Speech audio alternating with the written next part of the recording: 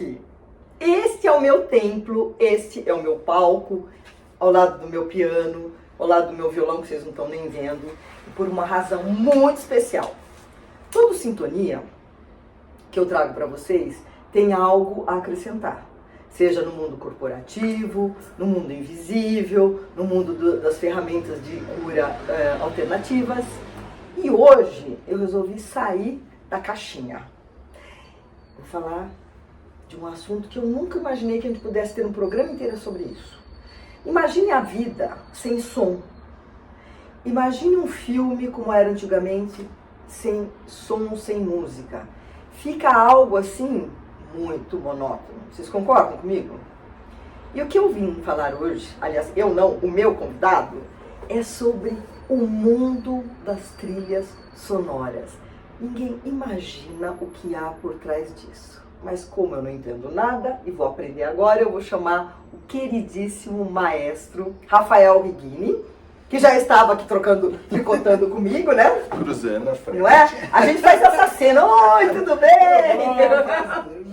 Rafael, fala um oi aí para os nossos internautas. Oi, pessoal. É um prazer estar aqui com a Beth Ripoli, um prazer estar aqui com todos vocês. E esse papo vai ser muito legal, porque trilha sonora é apaixonante, sonora, né? É trilha sonora. É apaixonante. Eu tive uma das grandes experiências musicais da minha vida, foi o show que nós fizemos juntos. Foi. Com o Chorus Brasil. Assim, juntamos 5 mulheres do Grupo Harmonia. Lindo, e né? vocês. Gente, foi... E vocês foram na televisão comigo, não vieram, né? Fomos na televisão, depois teve muita gente lá, né? Aí vem aquela tal da pandemia e a gente acaba abortando A gente coisas... tirou umas férias.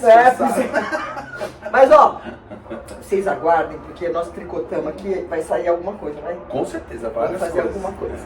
Então, eu vou falar quem é o Rafael e depois a gente explica o que ele veio fazer aqui.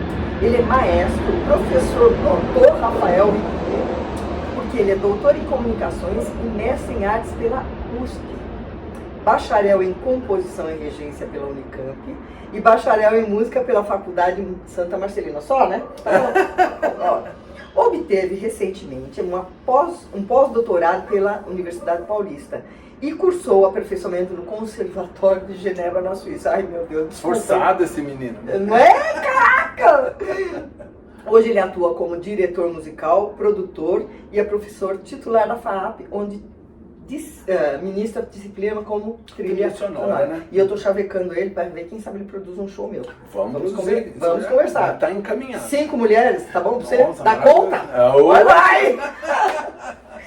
Então, Rafael, a gente pensa assim, né? Existe a música incidental e eu nunca pensei na trilha sonora. O que vem a ser uma trilha sonora? Conta pro nosso internauta. Então, o interessante é que as pessoas pensam em trilha sonora. Quando a gente fala trilha sonora, todo mundo pensa na música, né? Especificamente na música. Até porque, se a gente pensar em telenovela, que também tem trilha sonora, sempre a cada novela saía, ainda sai, mas na época do LP, depois na época do CD, sempre em seguida tinha o disco, né, que a gente falava, o disco da trilha sonora da novela tal. Que eram as músicas, a música carro-chefe e as demais. Isso. Na verdade, as pessoas, se a gente pensar na trilha, então acabou popularizando essa expressão.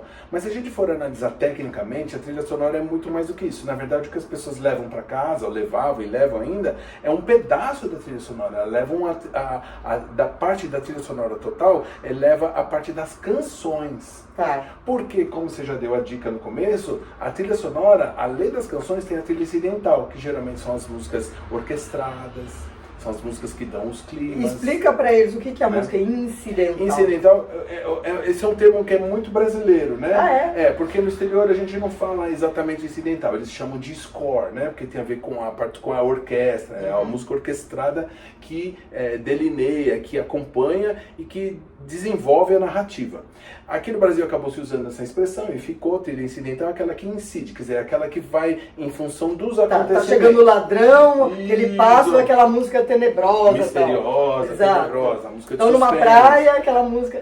Muitas vezes, por exemplo, o mocinho, quando ele quer dizer pra mocinha, por exemplo, ele fala assim, Beth, eu tenho uma coisa pra te contar. E ele fica parado, e ela fala assim, fala, Rafa, o que foi?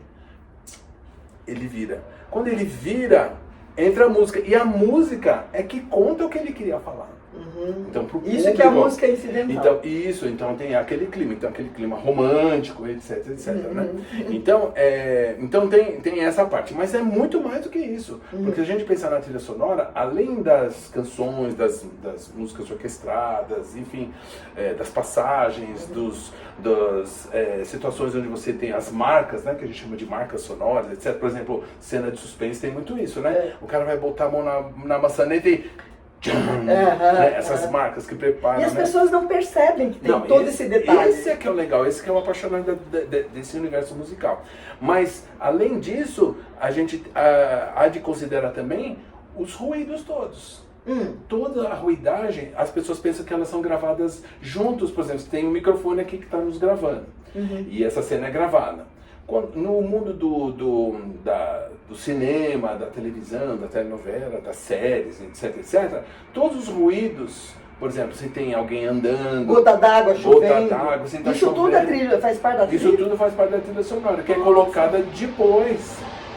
Né? Tá. E muita coisa nem é gravada, por exemplo, vamos dizer assim, se tem uma chuva, vamos dar esse exemplo. Não é que o microfonista precisa esperar chover para gravar o som da chuva. Ele grava uma chuva e põe lá. Não, na verdade, os sons são colocados que a gente chama depois de Foley, né? Que é uma expressão que é muito utilizada, veio também dos norte-americanos, em homenagem ao Jack Foley, né?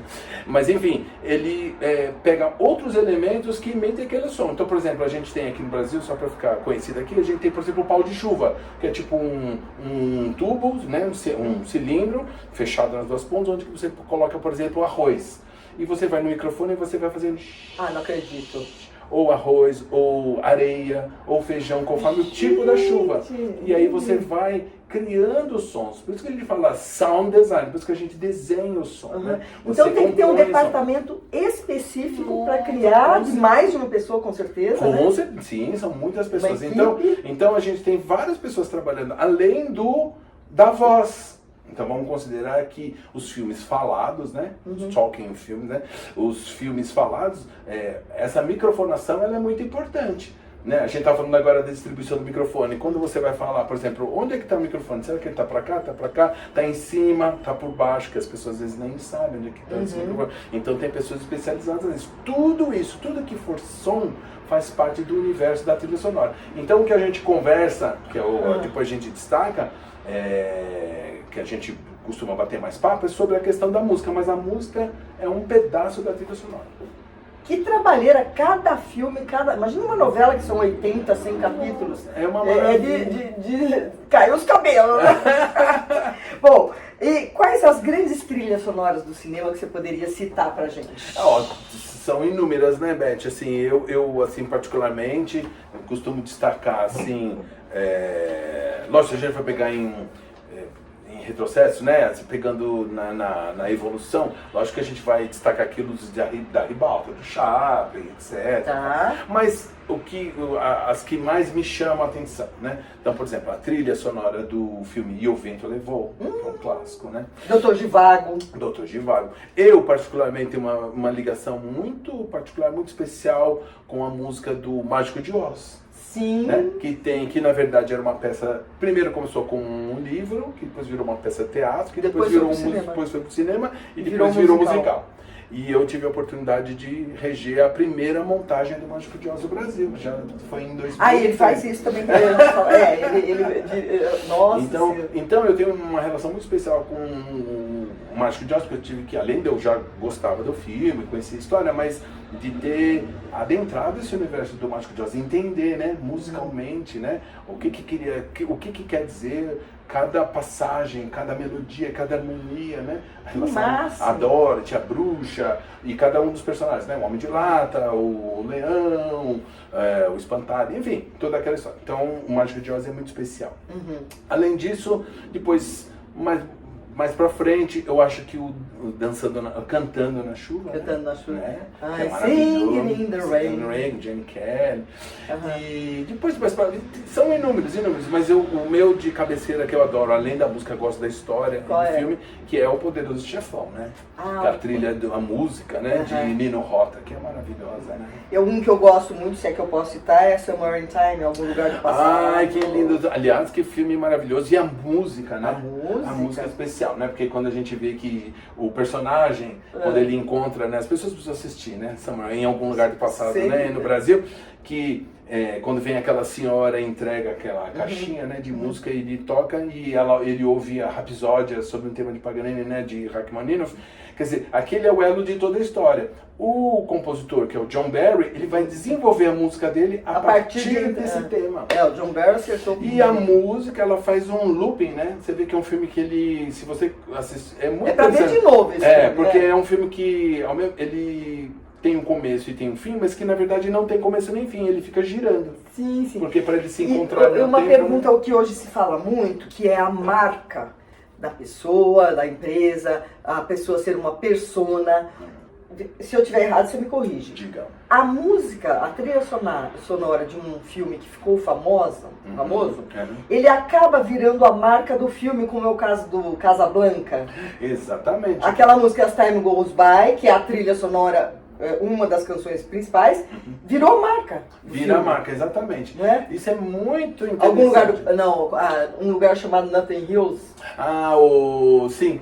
Aliás, é isso mesmo, né? Um lugar chamado Nothing Hill, com a Julia Roberts, né? Isso, tem várias músicas que você ouve a música e você associa, né? Por isso que a música precisa ser muito bem Por exemplo, o ET. O ET.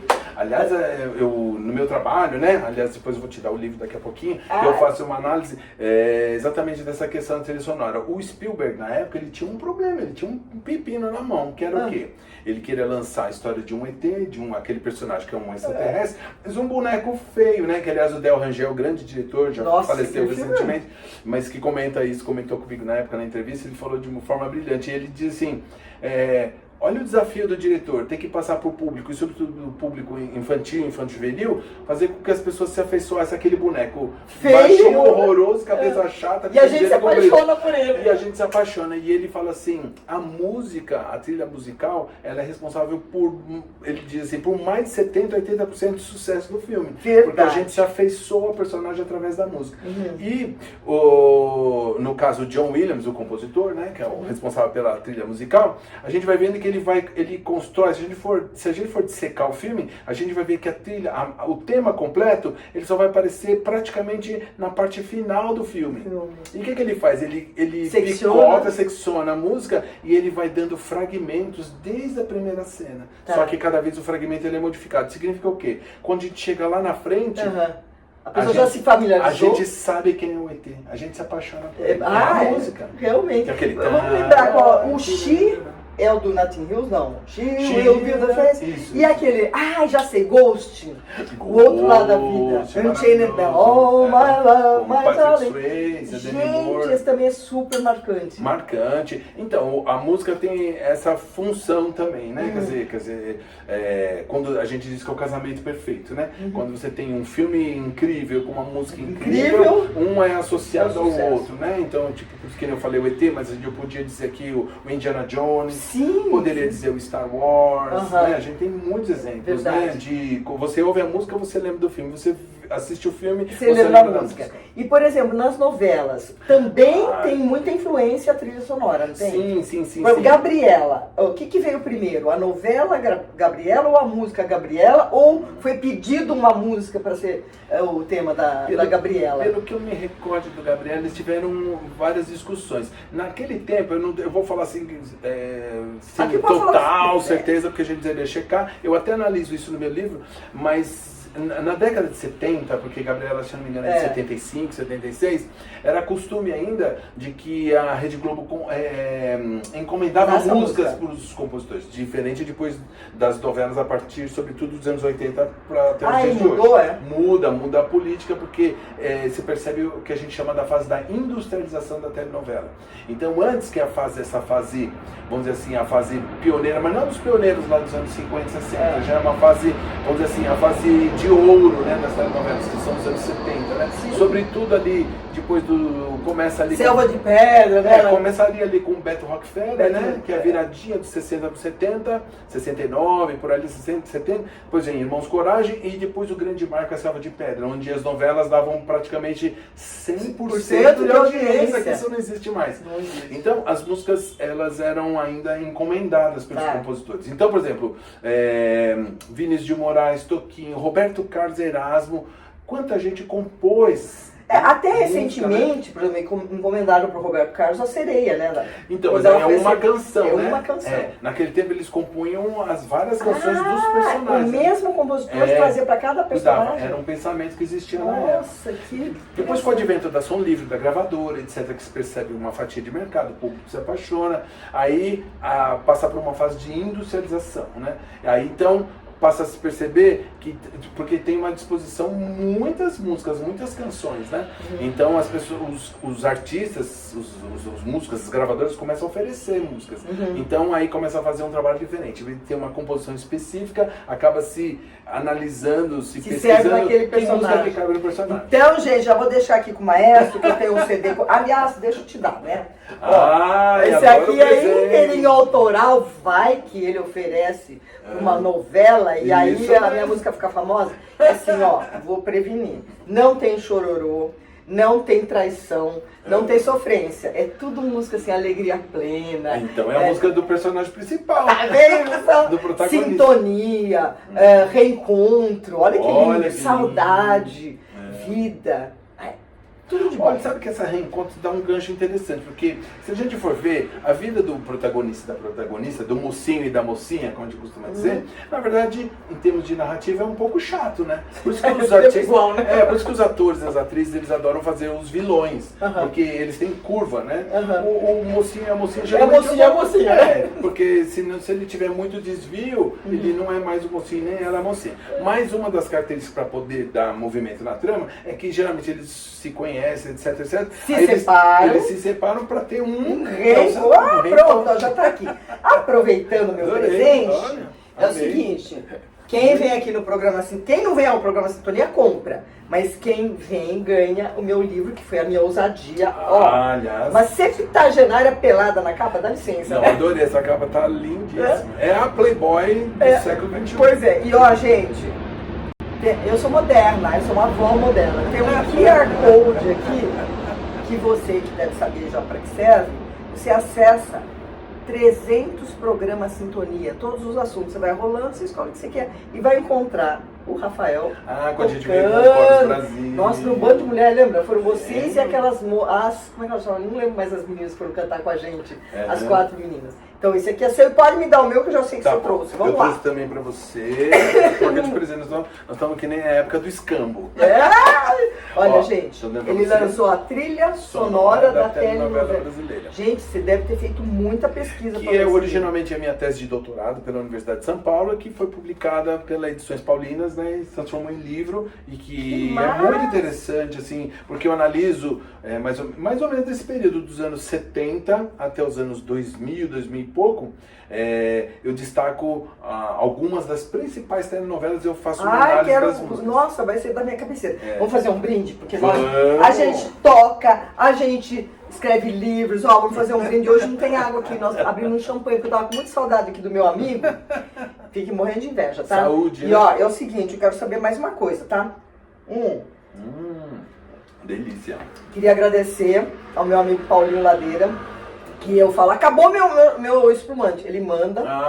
Uma delícia. Paul Lohane. Né? Delícia. É bem assim, mulherzinha, porque ele é fraquinho, mas... E é o que eu mais gosto, viu? A diabetes não pode beber 2 deles, porque você não dança no piano, né, gente? Tá. Como se enxerga o futuro dos musicais no Brasil? Deixa eu botar aqui do lado. Vamos lá. Depois no final a gente bebe mais um pouquinho. Dos musicais no Brasil, o que você musicais da Broadway, que tem muito musical agora. Tem. Então, o Brasil é muito interessante. Eu fico muito feliz de estar participando na verdade, dessa, vamos dizer assim... Transição?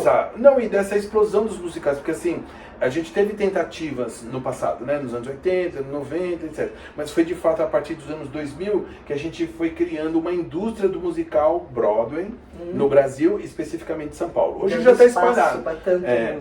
Sim, às vezes para 40 atores em cena, a gente tem 100, 120, 150 caras lá atrás, né, no backstage. Mas eu digo o seguinte, é a partir dos anos 2000 que se solidifica uma indústria do musical Broadway no Brasil, especificamente em São Paulo. Hoje já tem, no Brasil todo, tem condições, tem teatros. Sim, quando a gente começou... B32, né? Quando eu regi o Mágico de Oz, a primeira versão, que foi patrocínio, inclusive, do Pão de Açúcar, estreou aqui aqui perto daqui. É a Palace.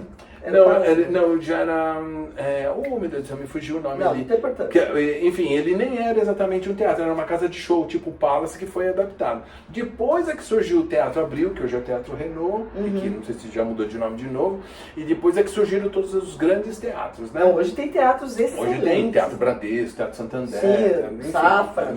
Tem teatros construídos para receber musical, porque naquele momento, por exemplo, eram pouquíssimas casas, e nos outros estados não existiam. E hoje tem? Hoje no tem Rio no deve Rio, ter bastante. Eu já regi no Rio de Janeiro, já regi em Minas, já regi em Brasília, já tem lá casas no Nordeste adaptadas. Também tem casas para levar esses Recife, Salvador, hoje existe uma política. Isso é bom porque acaba dando emprego para um tanto de gente. Posso falar uma coisa? Eu vou ver musical brasileiro, que são todos brasileiros, eu me emociono de ver o que tem de talento. Tem de gente que canta, dança, planta bananeira, faz tudo. É um espetáculo. Exatamente. Então, para dizer o que eu enxergo do futuro, eu estou fazendo esse resgate só para a gente entender a ideia. Que eu acho que naquele momento, o público, que foi o início dos anos 2000, 2003, 2004, 2005, aquela sequência, o público estava esperando esses grandes títulos da Broadway. E foi muito importante, porque o brasileiro pôde provar para o mercado internacional e para si mesmo, para nós mesmos, que a gente conseguia construir de grande qualidade, né? Inclusive os gringos ficam enlouquecidos com o profissional brasileiro. Então, era a época no caso, o Mágico de Oz, Os Miseráveis, o Les Miserables, o Fantasma da Ópera, Pequena Sereia, enfim, né? O Rei Leão, etc, etc. Depois a gente passou por uma fase dos musicais biográficos, tipo a Elis, Tim Maia, Cazuza, Milton, enfim, né? Então, eu acho que agora nós estamos eu acho que nós estamos adentrando uma nova fase dos musicais, que eu acho que é esse futuro próximo, que são os temas específicos do Brasil para o público brasileiro. Como assim? Dá um exemplo. Por exemplo, teve um agora, recentemente, que foi inspirado, por exemplo, nas canções. O ponto de partida para se criar a história foi, ao contrário, em vez de ter uma história para ir atrás das músicas, eles recolheram as músicas e a partir das músicas fizeram a história, que foram músicas sertanejas. Do sertanejo tradicional mesmo. Então, de raiz. Legal. Então, eles construíram todo um musical em cima, a partir das músicas, construíram a história. E foi um estouro. Então, eu acredito que agora, cada vez mais, vamos falar dos temas brasileiros. Então, por exemplo, eu acho que temas, por exemplo, falando da nossa própria história, né? Por exemplo, os povos todos que originaram o povo brasileiro, né? Como os indígenas, os negros, os portugueses, os espanhóis, os italianos, os japoneses, porque as maiores colônias desses países, fora dos seus países... brasileiro mesmo. Porque o Brasil é uma mistura de tudo isso. Então tem público para tudo. Então eu acho que agora a sequência é a gente falar da nossa própria história. E não só para o consumo do brasileiro. Vender essas peças para o exterior. Mas vender para o exterior. Como, de certa forma, guardar as proporções, porque era uma outra época, como conseguiu a Carmen Miranda, que é a única brasileira que chegou a atingir, que se apresentou na Broadway, né? E como que o Brasil, cantando músicas do Brasil.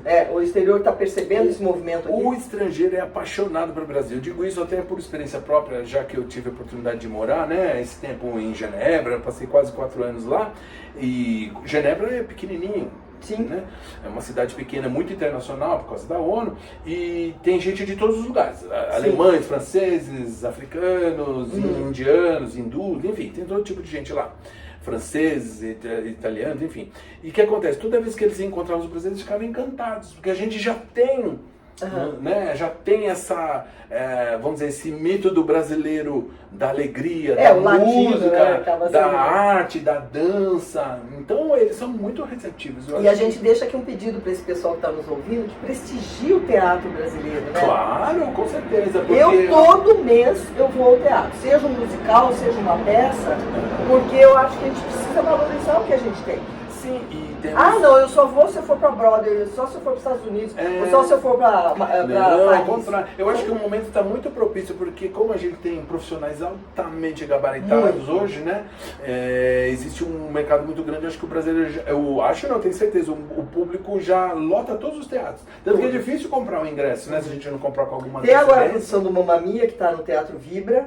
Isso, um dia tá na voltando. Broadway, que eu fui domingo. Um dia na Broadway, uma peça que eu regi, um dia na Broadway. É mesmo? Porque eles estão com uma versão agora modificada em função do final da pandemia. Maravilhoso, mas logo, quando tiver a versão com a orquestra e tudo, a gente deve voltar. Ai, que bom, me chama, hein? Ó, eu quero saber o seguinte, porque o nosso tempo para variar, gente, eu sempre fico estourando o tempo.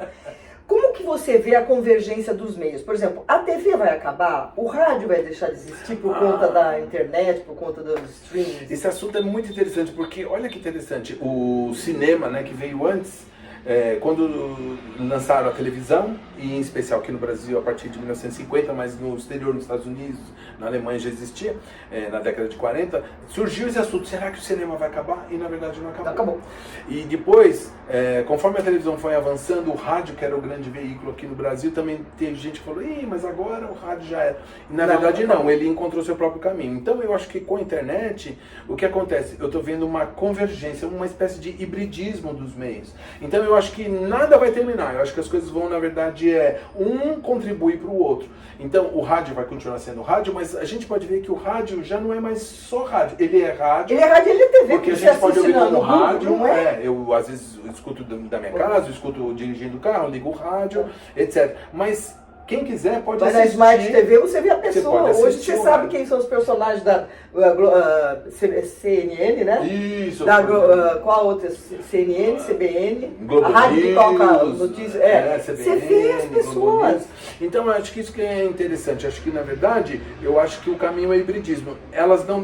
Esses meios não deixam de ter suas características originais, mas ao mesmo tempo eles também podem se transformar no outro. Né? Por exemplo, transmissão de jogo de futebol. Olha que interessante. Finais de campeonato, tipo da Eurocopa, etc. O radialista já está lá. Então, você pode ouvir como rádio, você pode assistir pela televisão, mas tem gente que vai no cinema. Ah, eu vi isso. Eles anunciam lá. Você compra o ingresso como se fosse um filme, e você assiste com um som maravilhoso, com aquela surround, tela, né? Então eu acho que cada vez mais ocorrerá um hibridismo dos meios. Então você vai ter mais opções e não só um meio ou o outro. Não, acho que é o contrário. Você tem a opção dele originalmente, mas você vai ter a opção dele se misturando, um adentrando eu perguntei pra ele hoje se ele tinha toca CDs, ele falou, eu tenho que ter assim. Gente, o CD pode passar o tempo que passar, eu quero continuar tendo toca-CDs. E tem agora novas vitrolas, toca-discos, como antigamente, que quantos colecionadores tem assim, uma coleção enorme de aquele bolachão. Do LP, bolachão. Então assim, aquilo que é bom, há que se manter, né, Rafael? Eu mesmo me arrependo de ter dado todos os meus LPs. Porque quando veio a onda do CD, já falou, vai deixar de existir. E na verdade não, hoje está tendo um renascimento. Quer dizer, se compra hoje na vitrola. E o som é diferente. Sim. O som é diferente. Não tem mais por causa da questão das frequências, tá etc. Diferente. Você observa, você percebe o som de forma diferente. É mais nítido, eu acho. Não sei o que é, eu gosto disso aí. Né? É que ninguém gosta de tocar guitarra com, né? Tem um amplificador valvulado, etc. Tem várias formas. Como a gente quer tocar uma música pra vocês, e vai ser em homenagem aos recém-comemorados 80 anos da linda garota de Ipanema. Maravilhosa, né? Ela fez agora, esse mês que passou, né? 80 anos. Nós vamos tocar. Agora eu quero saber o seguinte, o Brasil, você acha que ele se tornará um celeiro de grandes artistas? Dá espaço para novos talentos? Com certeza. Eu acho que já é. Na verdade, se a gente olhar na história, o Brasil é um celeiro de grandes artistas. Não é só celeiro de grãos, não. Além dos grãos, né? Que nós somos um dos maiores produtores do mundo, né? Mas açúcar. Eu digo que o brasileiro o Brasil é um celeiro de grandes talentos em várias áreas. A gente já vê isso no futebol, né? Da época do Pelé, do Garrincha, do Zico, enfim, da turma toda que veio depois. Mas também na área artística. Por exemplo, além da parte da música, né? Que a gente sempre fala dos grandes, como Roberto Carlos, etc. Mas tem muita gente maravilhosa surgindo e a cada vez surge mais. Eu acho que, assim como eu acho que um caminho que além de, por exemplo, eu comparo com o futebol porque é um lado que deu muito certo no Brasil, né? E tem as escolinhas de futebol, tem por exemplo, escolas né? que revelam os talentos, que surgem ali da periferia, etc. Eu com certeza tem que ter escolas em que a gente possa identificar os grandes talentos que existem por aí. Já visto como é que chama aquele Kids? Tipo The Voice Kids, The Voice Kids, você já viu Canta aquelas... Comigo Kids. Que é aquilo? Aquelas crianças cantando daquele jeito. Aquela molecada já nasceu pronta, né? Gente, essa criançada dos anos 2000, elas vêm com chip, né? É verdade. Imagina um país com mais de 200 milhões de pessoas. Habitantes. Quanta gente maravilhosa tá por aí. Então, só precisaria de uma política governamental que na escola... Não me conformo que escola não tem mais aula de música. Pouquíssimas estão. Você sabe que tem uma legislação até que teria, entre aspas, ela obrigaria a voltar a ter aula de música, mas o que perceberam? Que você tem a lei, mas você não tem... Como teve um período em que tiraram as artes, né, que antigamente tinha. Não, mas gente, a arte educa, a música eleva energia. E aí o que acontece? Você não tem os professores, então precisa passar uma geração, formar professores para poder atuar nas escolas. Mas a escola, com certeza, é o lugar, né? O lugar certo é a escola. Gente, nós vamos tocar uma música para vocês agora, vamos? Vamos! E eu queria dizer assim, esse livro, onde que pode encontrar o seu livro? Tá aqui. O livro tá aí? Na verdade, o melhor é através do contato com a gente, né? Tá. Porque vai sair aqui o contato. É lógico mas estão nas livrarias online? Nas online ainda não. É uma coisa que a gente quer fazer, mas tem nas livrarias físicas ainda tem.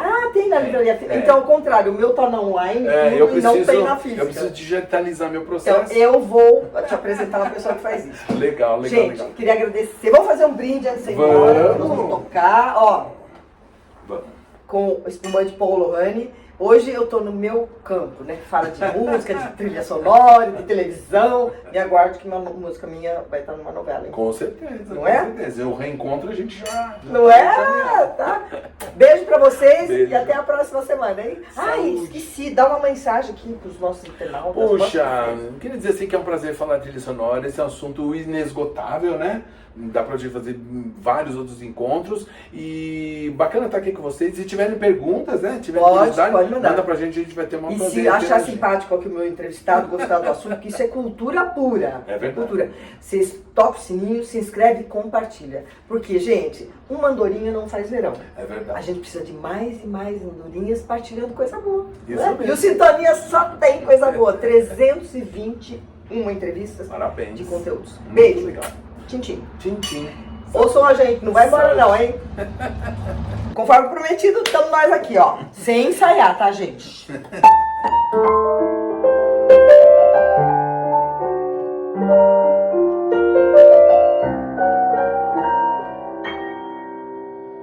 Olha lá,